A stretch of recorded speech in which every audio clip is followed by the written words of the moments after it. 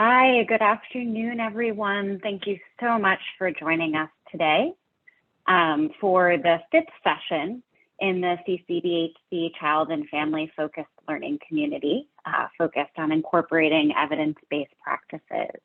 I'm Sam Holcomb. For those of you who might not know me, I am a senior director at the National Council for Mental Wellbeing, and I serve as the program director for the Ccbhc Expansion Grantee National Training and Technical Assistance Center. And the center is hosting this learning community, the Child and Family Focused Learning Community, in partnership between the National Council for Mental Wellbeing alongside National Association of State Mental Health Program Directors and University of Maryland School of Social Work's Institute for Innovation and Implementation. So we're so glad to have you join us today. As a reminder, this learning community was really designed to promote understanding of the value of children's services and the framework and role of child-serving systems, and then really highlighting and designing implementation approaches Ccbhcs can establish to meet the unique needs of children, youth, and young adults within behavioral health. As we go through today, just a reminder that at any time you can share your questions or comments throughout in the chat box. We'll be gathering those up and get through as many of them as possible at the end of the session. You might also have some of the presenters responding to you in real time in that chat too. If we go to the next slide.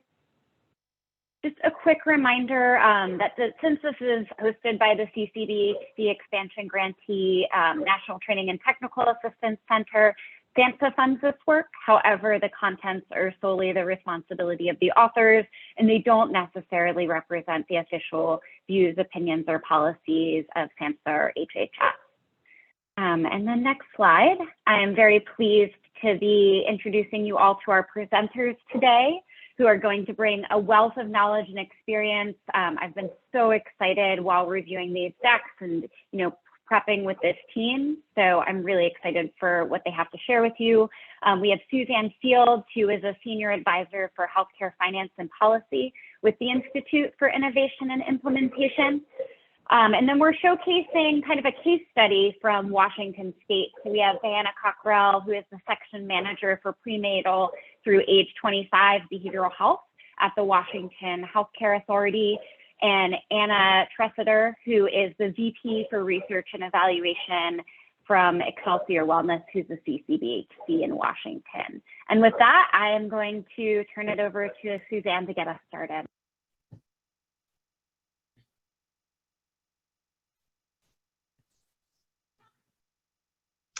Hello, everyone, and thank you for joining us today.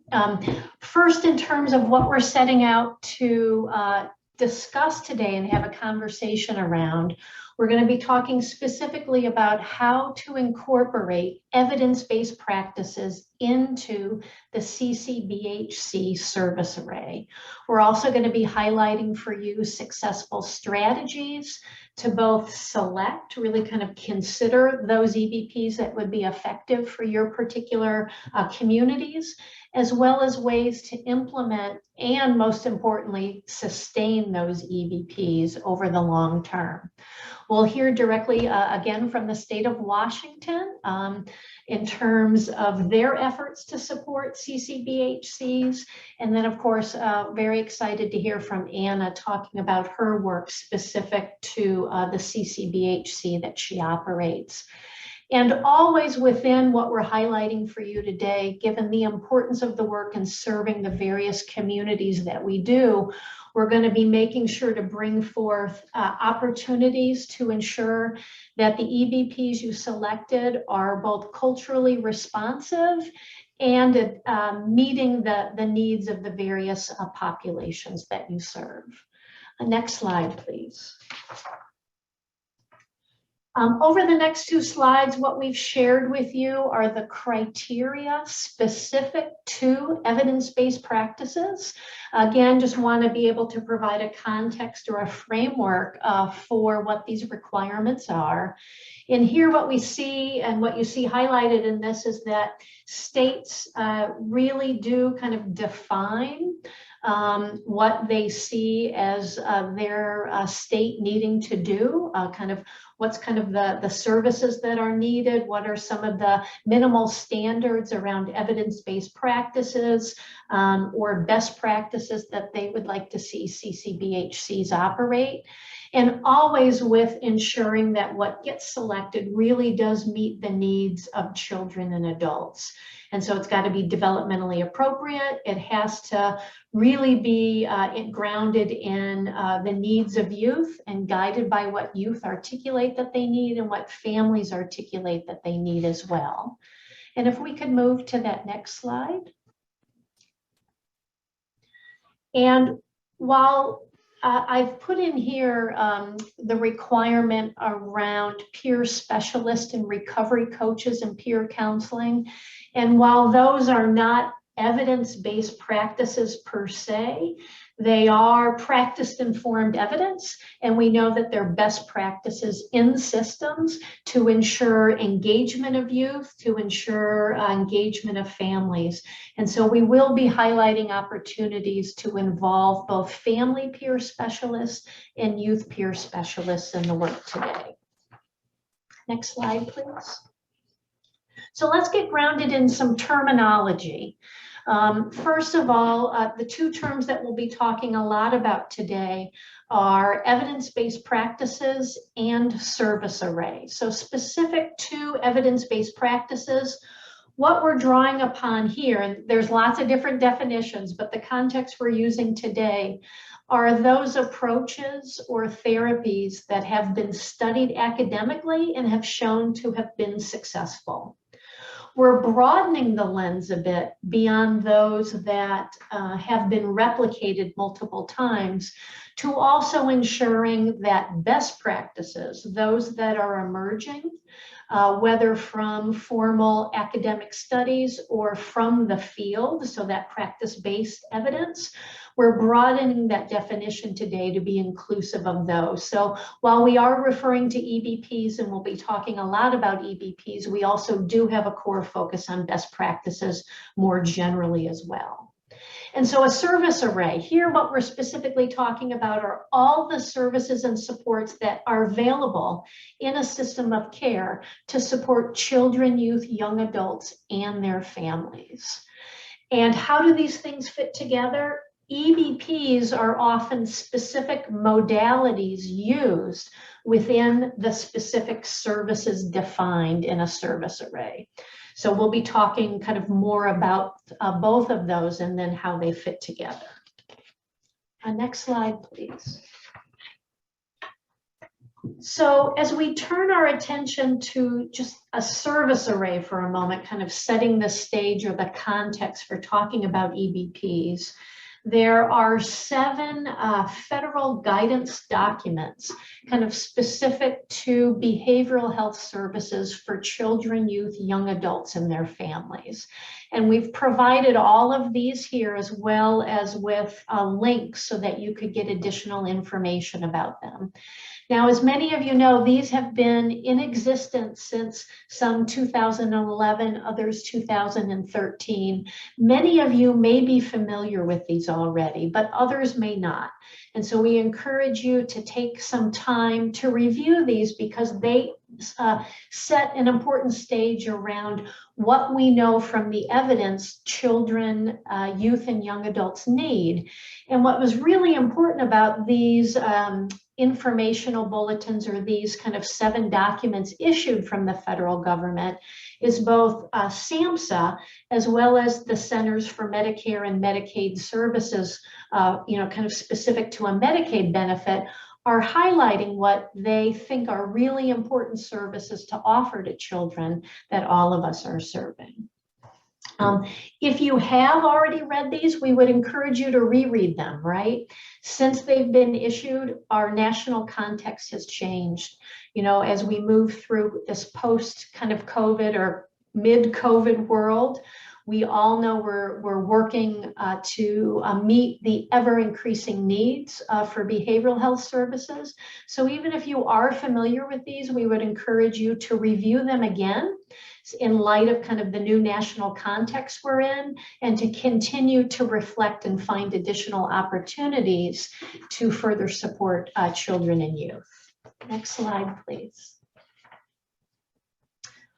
One of those informational bulletins in particular had to discuss the services, and this was the May 2013 informational bulletin.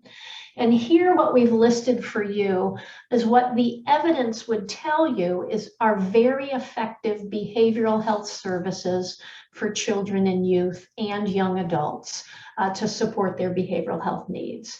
Those that are highlighted in orange are also consistent with the Ccbhc framework, the Ccbhc guidance, and those goals of Ccbhc organizations. And so those services are mobile response and stabilization. And here what we're talking about is capacity to provide immediate response to a child or youth presenting with a psychiatric urgent, emergent, or emergency need, and to provide an intervention where the child is experiencing that crisis. This is moving away from, say, level of care assessments, does the child need to go to a hospital, to being a true intervention to support and sustain that child where they are and to be able to remain where they are. Right. And so mobile response is kind of a key service that we know supports keeping children at home in the communities with families. The other service is care coordination. This takes lots of different it's defined in lots of different ways by states. Lots of different terms are used to define it: care management, care coordination. But here what we're talking about is the ability to have a team of people supporting a child using a wraparound. And we have states that are often tiering this approach to care coordination, where they have, say, for those children with the most complex needs, receiving coordination services delivered with high fidelity wraparound, say, so using a wraparound with fidelity to support that child. We also know that states are using an intermediate or a mid-range level of care coordination that hold to the basic tenets of wraparound, but may not be meeting every standard in that national wraparound initiative, right?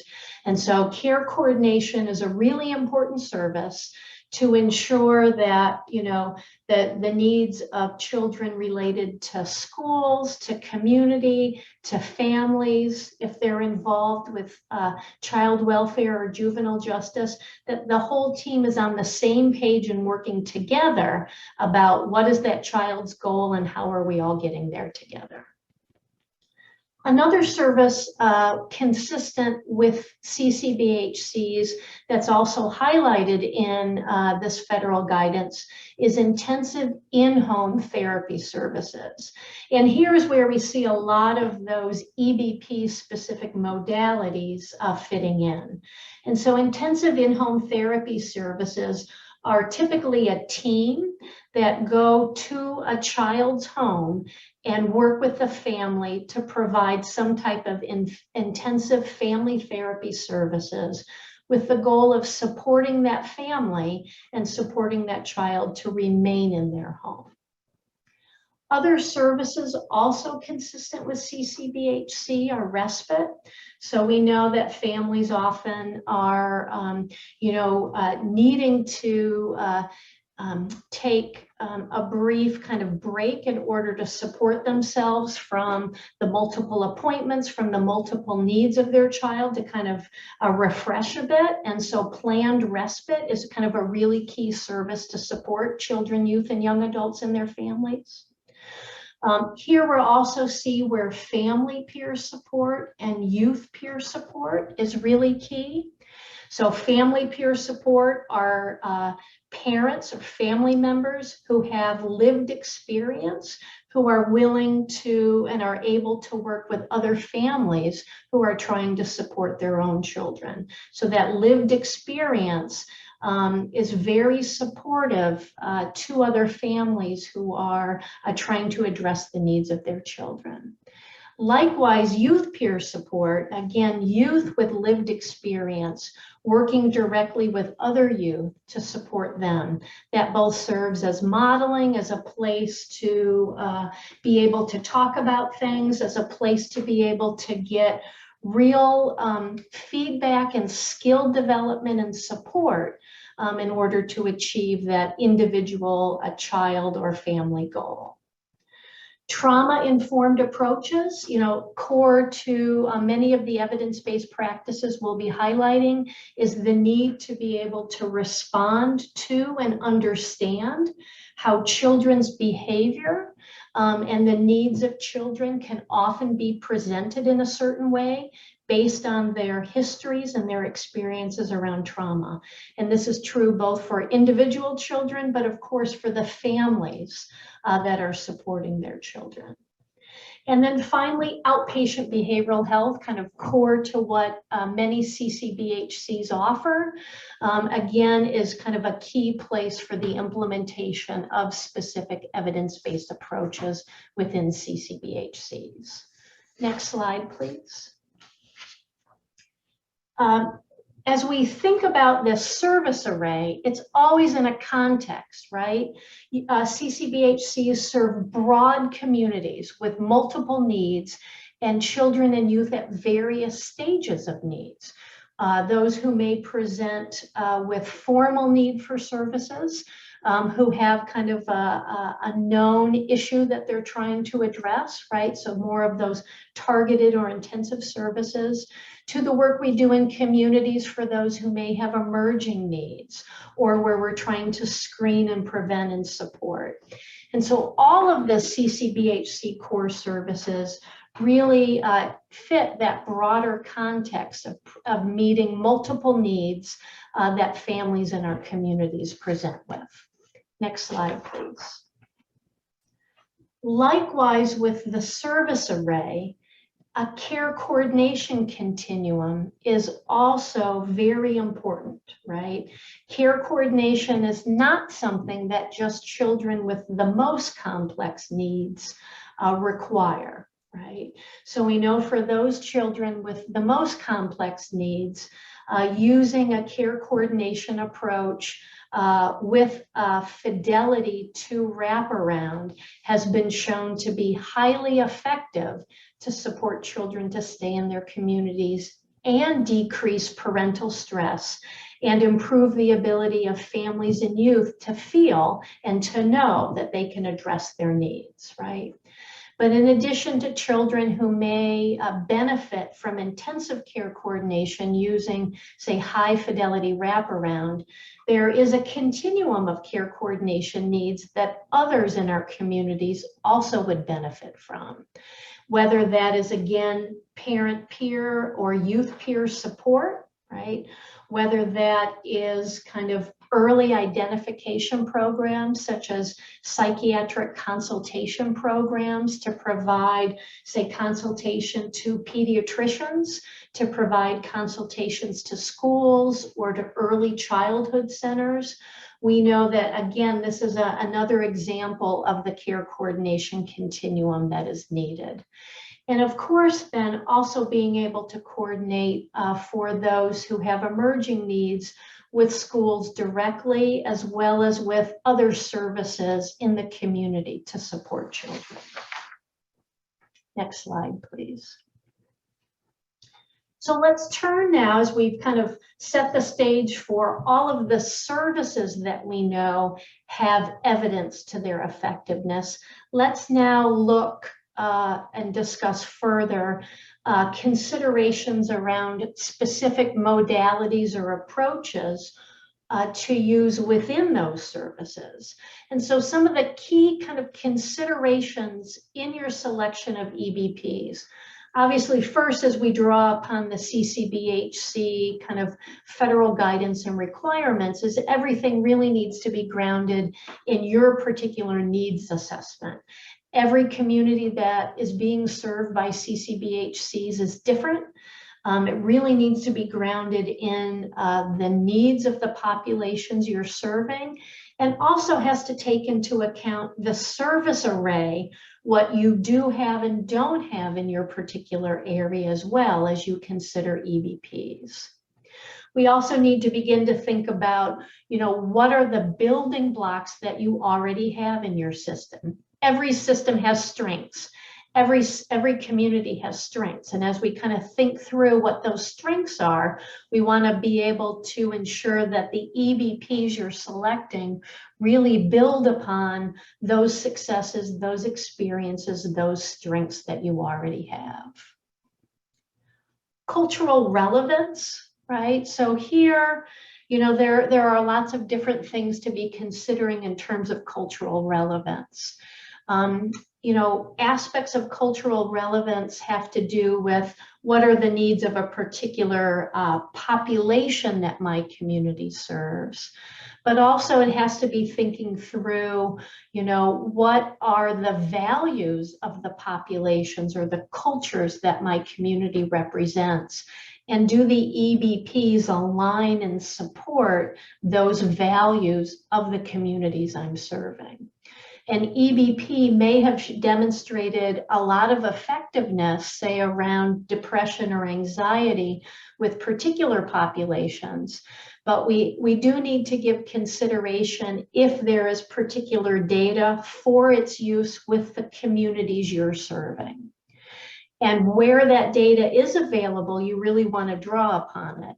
And in situations where that information isn't available, many jurisdictions have found taking that EBP to their communities and actively talking about it, gaining that input or gaining that response from the communities that you'll be serving is really important, particularly where a specific EBP may not have been used with the community you're serving. That then will open up discussions around, are there certain adaptations we need? Are there certain issues that we have to keep in mind as we think about using this EBP in our particular community? And finally, as always, kind of going back to your community strengths, it really is also about the building blocks you have, right? Every community comes to the selection of EBPs with some prior experiences, whether on a small scale, maybe on a larger scale, and you've learned something from those experiences. And that really needs to be part of consideration of other EBPs as you move forward. Next slide, please. So what do we know from the literature about what is needed to be successful in implementing and sustaining EBPs? So here we know that selecting EBPs to staff competence is key, right? So what are the skills of my staff? Did the staff and the EBP match? Is my organization really ready to support EBPs? Some EBPs are requiring a lot of infrastructure, data support, data collection, and you need to align around your organization being able to do that. And then finally, leadership needs to message that there is a commitment to this EBP and a willingness to engage in learning, right? So EBPs are often done in that fashion of learning. And so leadership needs to have that ability to say, we're going to start this together and we're going to learn from this together. If we could move on to the next slide, please. Training is not enough. That one-time training, as all of you know, is not enough. It really needs to be about that ability to coach and mentor, that ability to gather and use data to guide what you do, right? So fidelity monitoring, that ability to gather and use that data to promote change. And then finally, sharing that data with youth and family and your stakeholders. That transparency is really key to knowing, is this EBP effective? Next slide, please. So there are lots of EBPs. This list is not meant to say that these are the ones you should do, right?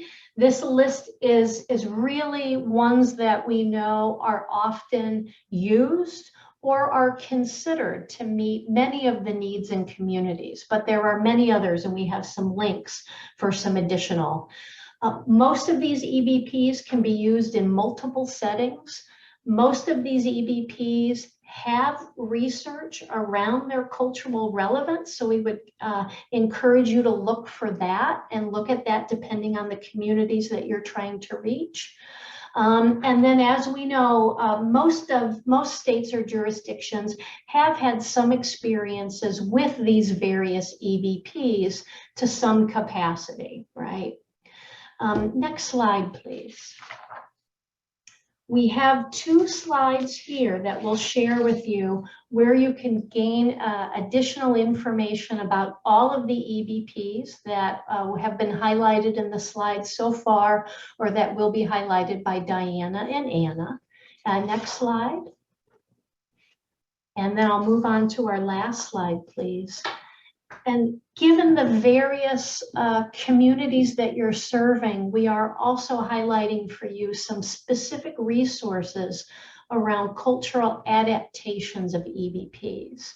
So as you consider the communities you're serving, their needs, and EBPs, we know that these resources will be particularly helpful to you in further considering how to raise adaptation, how to engage the community, and raise questions about cultural relevance and adaptation for your particular communities. So I know I covered a lot, and there's so much more to cover. And so with that, I would like to turn it over to Diana to talk about the great work in Washington. Thank you, Suzanne.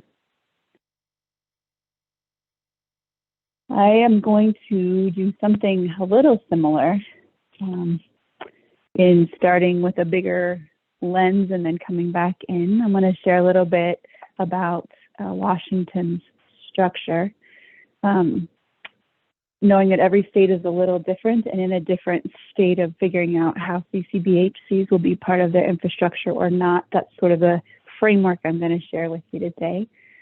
Medicaid purchasing structure and support structures in Washington have generally 3 main streams for Medicaid currently. We're in the process of the last 5 years transitioning to these structures. So first we have our managed care organizations who contract with providers to deliver all of our Medicaid services. And then we also have a wraparound contract with our managed care organizations for some non-Medicaid services and state dollars that help us successfully implement Medicaid covered programs. So a couple examples of that are, we have a wraparound with intensive services, also known as WISE program, which is Washington's EPSDT settlement response, that has team-based care in the community. So the wraparound contract covers the non-Medicaid supports needed to deliver the Medicaid services in a way that matches or meets the model. Same with our New Journeys First Episode Psychosis programs. Those are also team-based, and an example of that mix that our managed care plans manage. We have 5 plans that cover 10 different regions in the state. This map gives you an idea. If you look close, you can see which plans cover which regions. And we have 1 MCO that covers all of our foster care youth across the state for all of their physical and behavioral health care needs. And then we have behavioral health service organizations, which cover our non-Medicaid services and infrastructure. So thinking of things like our crisis response teams, services that are funded by the state for populations or programs that aren't Medicaid services directly, thinking of involuntary treatment services and costs, Our family system partner roundtables, which we'll talk about in a minute, are contracted through our BHASOs, as we formally call them. And our children's long-term inpatient program has community teams in the regions that support families in accessing community-based care, either while they're waiting, if there's a wait for long-term care, or to support them in perhaps being able to stay in the community. And the third sort of bucket of ways that our infrastructure is built is we also have accountable communities of health. And those regions are very similar to the map you're looking at. There's a couple regions that have one county that's maybe in a different region for the accountable communities of health. They work with their communities on specific healthcare and social needs related projects and activities. They were stood up through our 1115 waiver that was the driver for our integrated purchasing that we've been going through in the last 5 years to get to the structure we're at now, where our managed care plans are purchasing all health care, including behavioral health care for Medicaid enrollees. The accountable communities of health are designed to be a neutral convener, coordinating body, investor, and connection point between the healthcare delivery systems and local communities. All right, we can go to the next slide. I just want to share here, we have links for you if you're interested in looking at more of details about the systems that we just talked about. And then just want to point out that while there is opportunity for fiscal integration, that is different work than clinical integration and helping the services be integrated for the person receiving them. So just briefly highlighting the bi-directional clinical integration assessment tool that the Healthcare Authority is working to roll out. It's called the Washington Integrated Care Assessment. This is underway. There is a link for you to explore more if you find yourself curious. There's domains and subdomains in the tool that agencies can look at. Includes how they're screening, how their referral pathways are working, care management, and sharing treatment information. There are, of course, both the person coordination, but also the IT integration that comes with that is part of this work and process. When I think, I will speak for myself on this piece because Ccbhcs in Washington are under exploration. So thinking about how they can work in the existing structure that we have as it's rolling out and learning what it is more solidly every day. I think that the developing conversations and exploration about what could be from a systemic lens, we are rolling out initiatives throughout the delivery system that are core components of the Ccbhcs that Suzanne was talking about earlier through our delivery systems and its many different pathways. So from my lens, there appears to be a strong potential for current Ccbhcs and future to support an increase in consistently coordinated, connected delivery with an increased responsivity, there we go, to population and agencies offering the services. And I think there is also an opportunity to really ensure developmentally appropriate services are available for children, youth, young adults, and their families in those delivery systems that tend to be adult-centric in Washington, except for pockets of brilliance for pieces of that prenatal through 25 lifespan. But when if we're honest about the developmental stages, in physical, mental, emotional, speech, all of the areas that young people are developing from when they're an infant until they are a young adult. We have a lot of, there's a lot of potential for growth in assuring that what is offered is inclusive of the family or natural supports of that young person, both in the condition, but also the developmental awareness of stage that they're in and what it looks like to transition. And I will say that the work in Washington wants to be mindful to work through potential unintended consequences. Anytime you change system delivery, when workforce is stressed and stretched, and the impacts of recovery from the COVID and from the last 5 years of transition in how things were purchased and setting up structures in new ways in Washington, there's been a lot of change. Specific areas of interest from my desk around this, I'm really interested in exploring. In Washington, we have school-based health centers.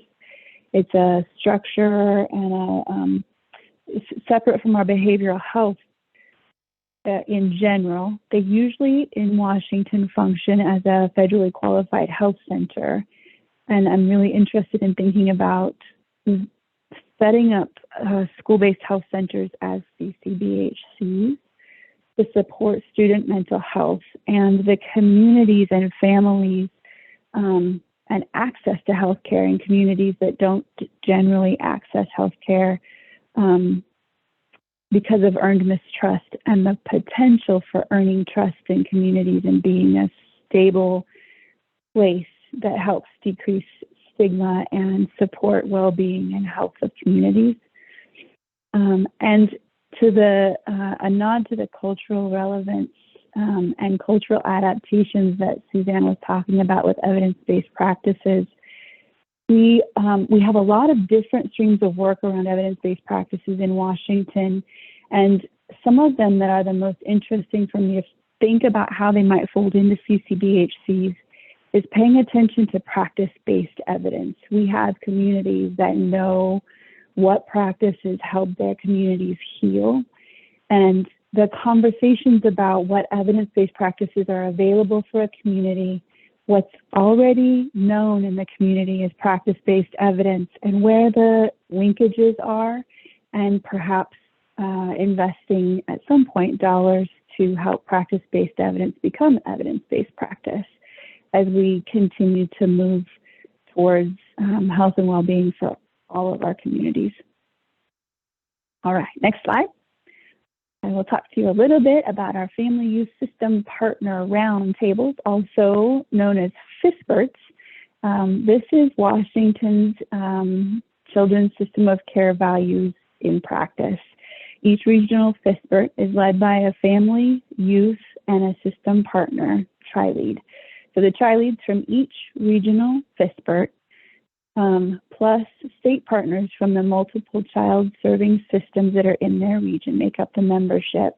And then there's also a statewide FSPRT where the regional leaders come and meet with all of the regions in the statewide FSPRT and the state level system partners in that statewide FSPRT meeting. When there are issues in regions, in delivery and access and all of the things with behavioral health that can be that can't be resolved at the local level. So the FSPRTs are tasked with having a forum for conversation about what's working, what's not, and working with the youth and the parents and the system partners in conjunction to come up with solutions. If it can't be resolved at that layer, then it raises up to the statewide FSPRT for discussion and conversation about how other regions are addressing the challenge, if they're having the same challenge and it's not being resolved. If that's the case, then the state level resolution or next step, if there can't be resolution or options to try to resolve the challenges, they're elevated to the state Children Youth Behavioral Health Work Group, Youth Young Adult Committee that's made up of the same structure. There is a youth at So this is a work group that has legislative members as the system partners and community providers. It has young people, and it has parent representatives and the FISPERT representative as its leadership, where then they can make recommendations for change through the legislative process to address challenges. All right, let's move to the last slide. Just a little bit about the pilots for Ccbhcs in Washington. This is a list of the sites we have who are operating Ccbhcs through grants from SAMHSA. Thank you, SAMHSA. In 2022, Washington was supported by legislature with funding for 2 areas of support. One was bridge funding for our current grant-funded sites, applying for new grants to make sure that they didn't lose their footing and their infrastructure as we explore further in Washington how Ccbhcs may roll forward. And then they also funded a research study to explore feasibility of CCBs of these facilities in Washington as a delivery system supported by the state. So that research study is looking at sustainability, at cost effectiveness, and there is more to come in Washington. The tale is just beginning, I believe, for Ccbhcs. But with that, Anna, who is from one of our current sites, I'm looking forward to hearing about your work. I am passing the virtual mic to you. Great, thanks, Diana. Hi, everyone. My name is Anna Tressiter. I'm with Excelsior Wellness. You'll notice on Diana's previous slide, we were Excelsior Youth Center, and we are one of those rare birds that in our Ccbhc funding, we actually were using it to expand our services to adults. We primarily serve youth, children, youth, and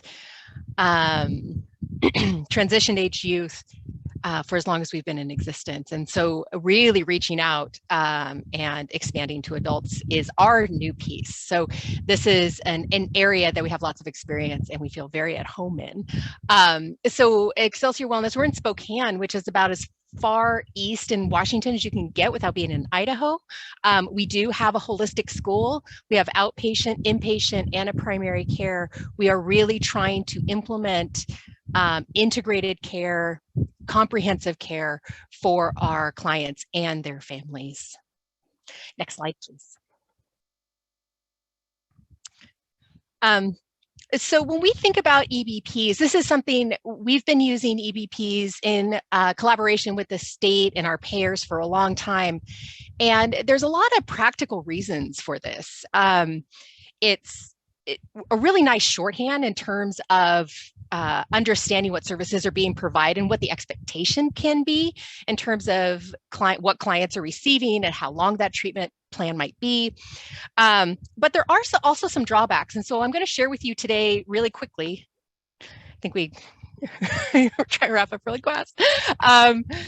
Just a few of the issues that we consistently monitor, how we monitor those, and what are some of the things we keep our eyes on. So if we can go to the next slide.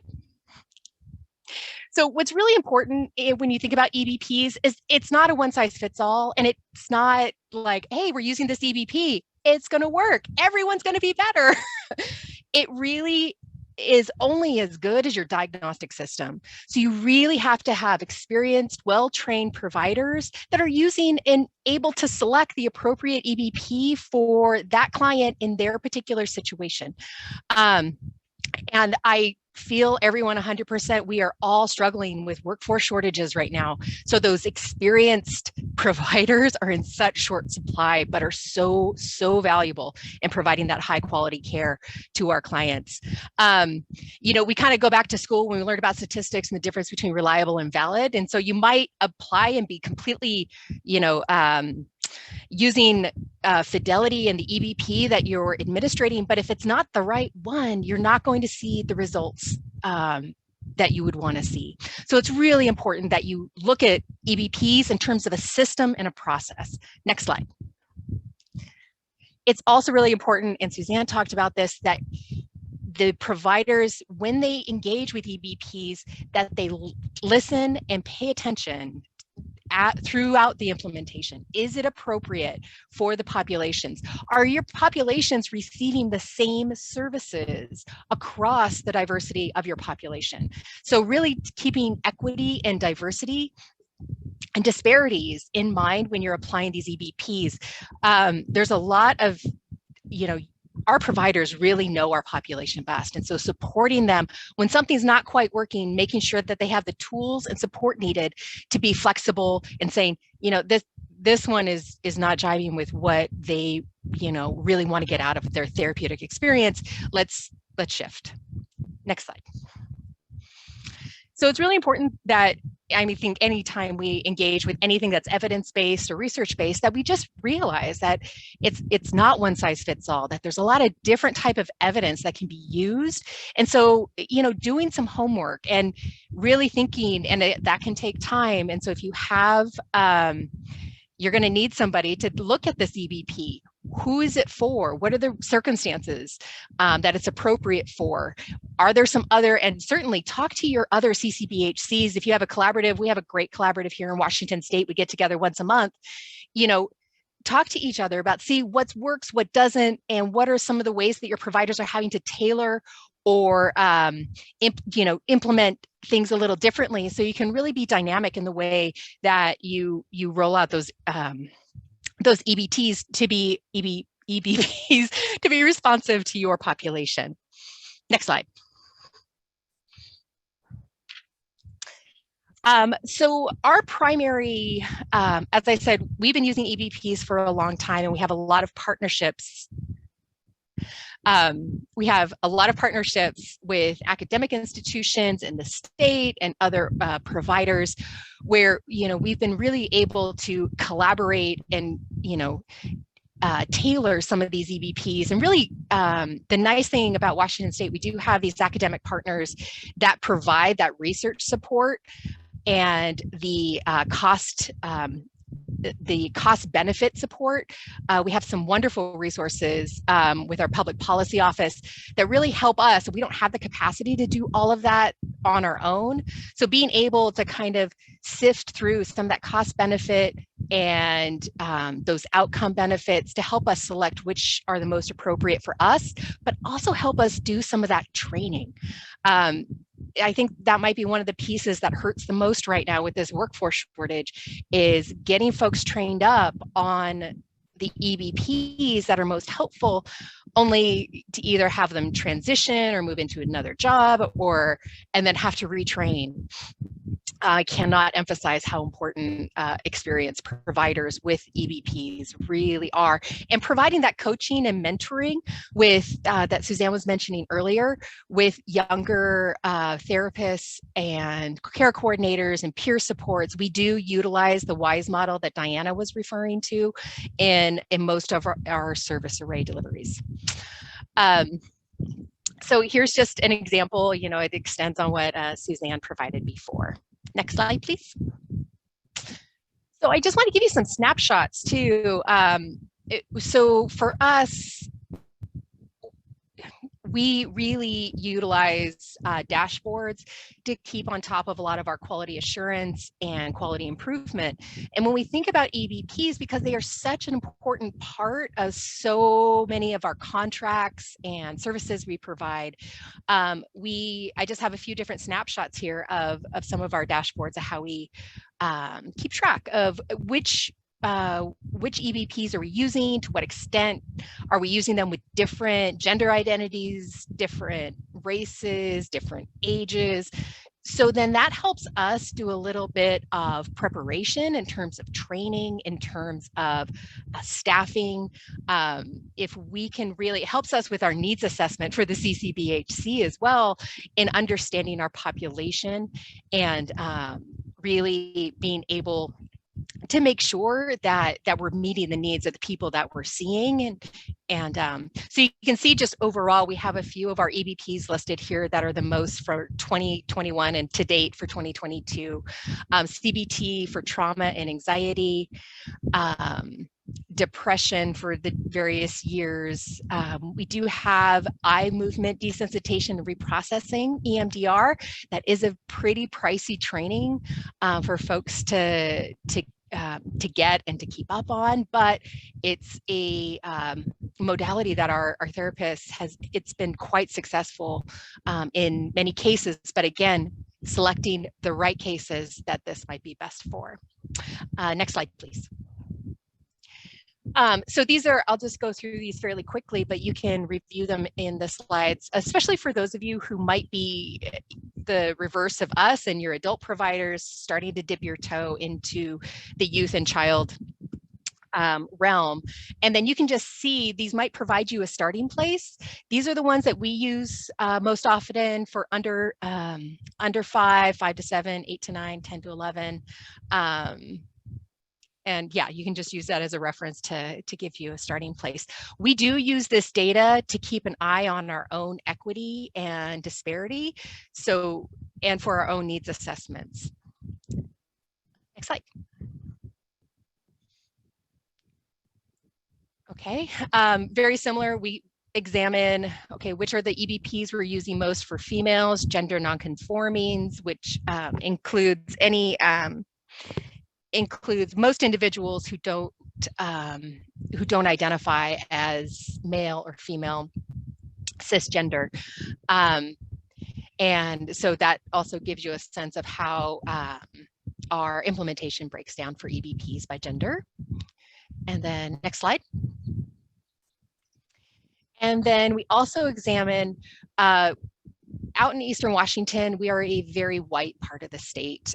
So a significant number of our clients and client families are white. However, we do serve a good deal of American Indian and Alaska Native populations here. We are very rural, so we do have quite a bit of rural populations that come to us.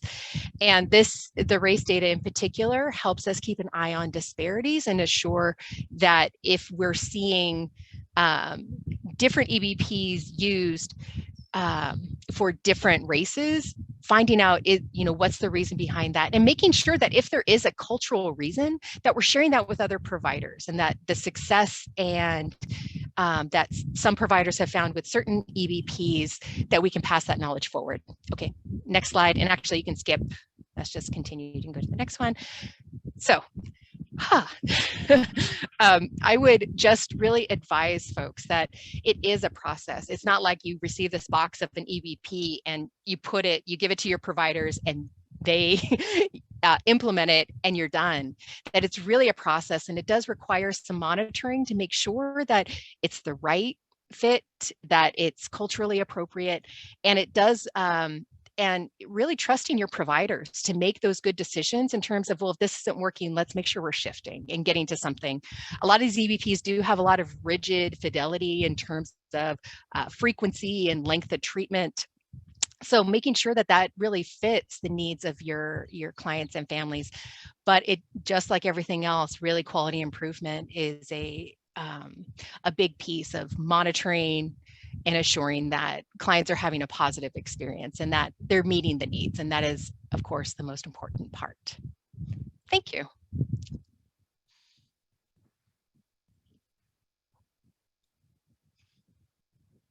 Thank you so much to all three of you. I know that we went into a lot of information, so we don't have a ton of time for questions, but I do want to make sure we're able to get to a few. So as a reminder to participants, this is first and foremost your time, so feel free to share them in the chat. Maybe while you're thinking about some of those, we can tee up one question that we have, which I think has a little bit of a two-pronged lens. So Suzanne, you referenced cultural adaptations of EBPs early on, which I think is such a critical element of this work. And then Anna, you just shared this, really cool information about how you're using data to monitor some of that and think differently about making sure you're approaching EBPs with an equity lens.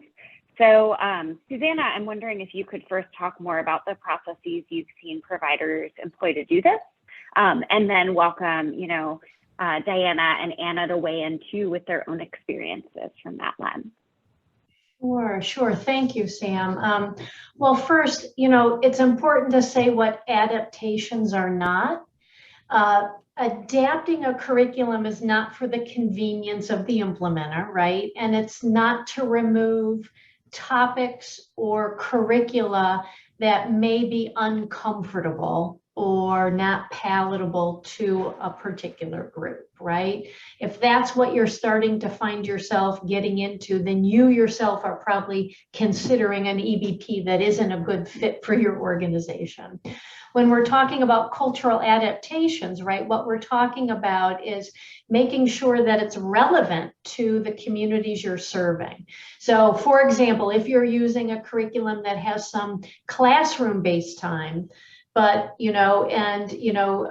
you could adapt it to offer more classroom-based time if that adaptation is really about supporting people to be able to understand the content, converse in it more, use it more before they're, say, trying it in a real world setting. Like that's an example of a cultural adaptation. Another one would be, addressing discrimination. Many of the curriculum we use with children, youth, young adults are supporting parents to parent their children who have behavioral health needs. And given their histories or their cultures, their perceptions of what a parent needs to be, their histories and their own experiences being parented come forward in how they see these curriculum. So giving those kind of considerations is really key in adaptations. And I'm sure, Anna, you have others as well that you would add.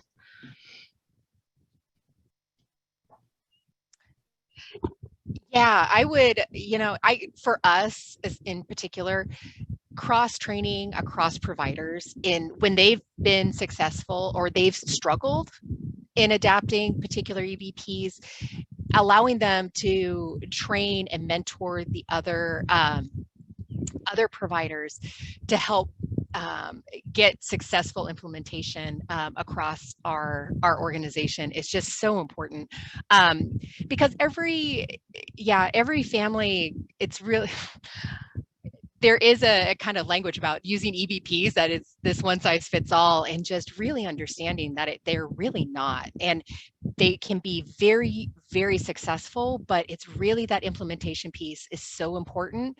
And as I mentioned before, it really starts with that appropriate diagnosis track. So I think making sure that really good relationship with the providers, that they understand that they're not a prisoner and that they do need to speak to the needs of their clients, and that there are other EBPs that might meet the need better, and so helping them facilitate through those.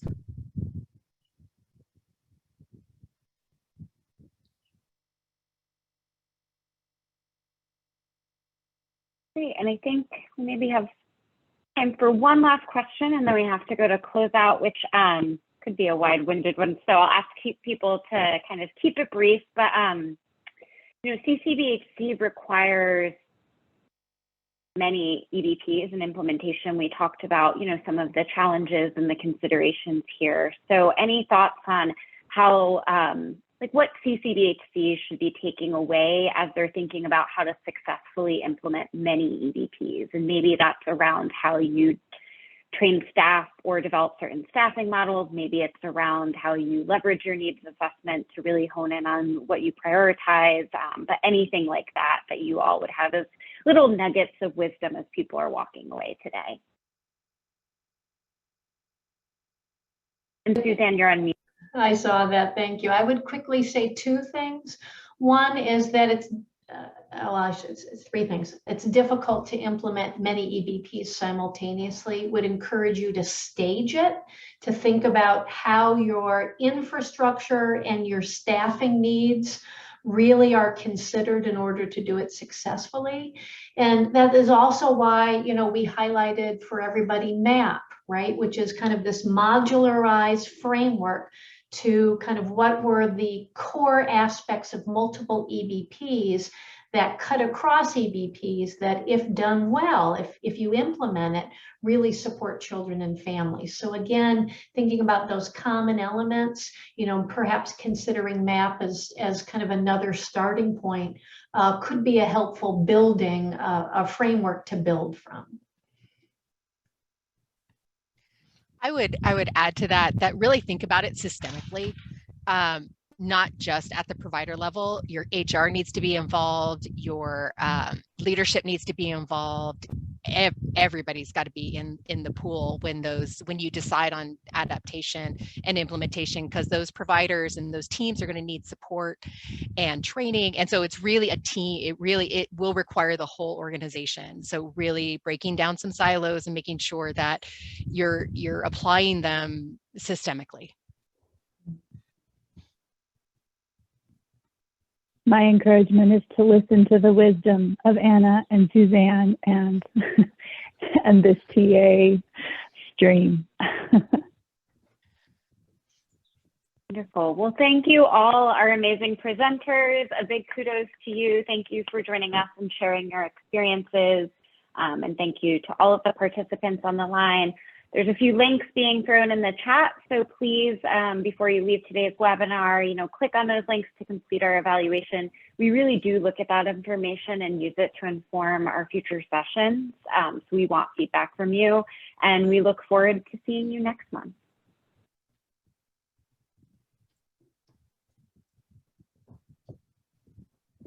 Thank you for joining this month's Child and Family Focused Certified Community Behavioral Health Clinics Learning Community, hosted by the Ccbhc Expansion Grantee National Training and Technical Assistance Center. Please take a few moments to complete the evaluation for this workshop using the following link being posted in the chat. We will be providing a certificate of attendance for completion of each workshop being offered throughout the entire series. So make sure you're registered with the same name logged into each webinar so that we can confirm your attendance and the total time you were part of this workshop. Please allow up to 10 business days for your certificate of attendance to become available and ideas at the Institute. Any presentations, resources, and webinar recordings will be made available to you within Ideas at the Institute. Once you are registered for the learning community, you will have access to all the upcoming and previously recorded webinars. With our goal to support increased access to and improve quality of Ccbhcs in meeting the needs of youth and families, we hope you join us again next month on July 13th, 2022 for Session 5, Care Coordination, a key component of the service array for youth and families. You can access the Zoom link for each workshop and download a calendar appointment for that workshop by logging into Ideas at the Institute. Access the Ccbhc Learning Community curriculum and click the View button for the upcoming webinar. I hope that today's session has provided you with greater understanding of the value of children's services and the role of child-serving systems as you continue to identify and implement approaches to meet the unique needs of children, youth, and young adults with behavioral health needs and their families. Thank you for joining us today, and we look forward to seeing you at the next workshop.